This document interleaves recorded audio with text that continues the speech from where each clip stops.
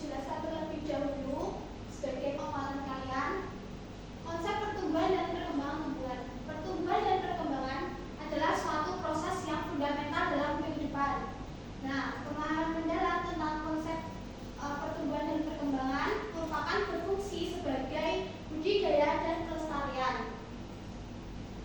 Ya.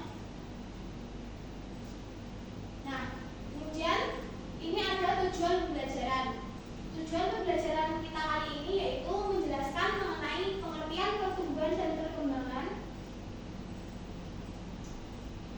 Selanjutnya, mengidentifikasi ciri-ciri pertumbuhan dan perkembangan, lalu menjelaskan proses perkembangan pada tanaman, kemudian mengukur pertumbuhan pada tanaman, dan yang terakhir kita dapat memberikan contoh pertumbuhan serta perkembangan pada tanaman.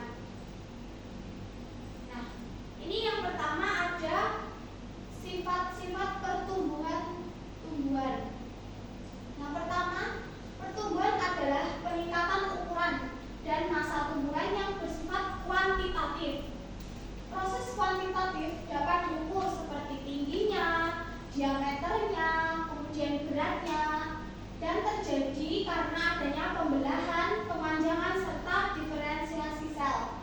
Nah, ini ada sifat-sifat dari pertumbuhan tumbuhan. Yang pertama adalah kuantitatif atau dapat diukur menggunakan angka. Nah, pertumbuhan pada kuantitatif ini merupakan peningkatan ukuran tumbuhan dan massa. Massa ini dapat diukur dengan timbangan. Yang kedua ada pembelahan sel. Ini terjadi karena adanya pembelahan sel secara aktif.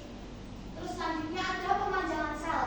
Nah, pada pemanjangan sel ini, sel-sel tersebut akan memanjang dan meningkatkan dimensi tumbuhan. Biasanya pemanjangan sel ini terjadi pada batang. Selanjutnya ada diferensiasi, yaitu terjadi pada sel-sel khusus yang terbentuk untuk fungsi tertentu. Nah, selanjutnya ada jenis pertumbuhan. Jenis pertumbuhan sendiri itu ada dua. Yang pertama yaitu pertumbuhan sekunder, pertumbuhan primer, dan yang kedua adalah pertumbuhan sekunder. Nah, pertumbuhan primer itu fokus pada pemanjangan akar dan batang. Ini terjadi pada meristem apikal. Contohnya ada kecambah yang terus meninggi. Kemudian yang kedua ada pertumbuhan sekunder. Pertumbuhan sekunder ini terjadi pada penebalan batang, di mana ini dilakukan oleh kambium vaskuler dan kambium gabus. Contohnya ada pohon jati yang semakin lama itu semakin besar. Nah, dua jenis pertumbuhan tersebut melibatkan pemanjangan akar dan batang melalui aktivitas meristem apikal. Sedangkan pertumbuhan sekunder menyebabkan penebalan batang dengan didorong oleh kambium vaskuler dan kambium gabus. Selanjutnya ada perkembangan tumbuhan. Nah, ini ada sifat atau ciri-ciri perkembangan tumbuhan. Kalau pertumbuhan tadi sifatnya kuantitatif, dapat diukur dengan angka. Kalau perkembangan sendiri ini sifatnya kualitatif. Perubahan kualitatif ini meliputi bentuk dan fungsi organ dan tidak dapat diukur dengan angka. Kemudian terjadi diferensiasi sel. Sel-selnya akan berkembang menjadi tipe khusus dengan fungsi yang lebih spesifik. Kemudian ada morfogenesis. Pada proses ini terjadi pembentukan struktur dan bentuk organ tumbuhan. Jadi selama morfogenesis ini tumbuhan itu sudah mulai membentuk organ-organ tumbuhan.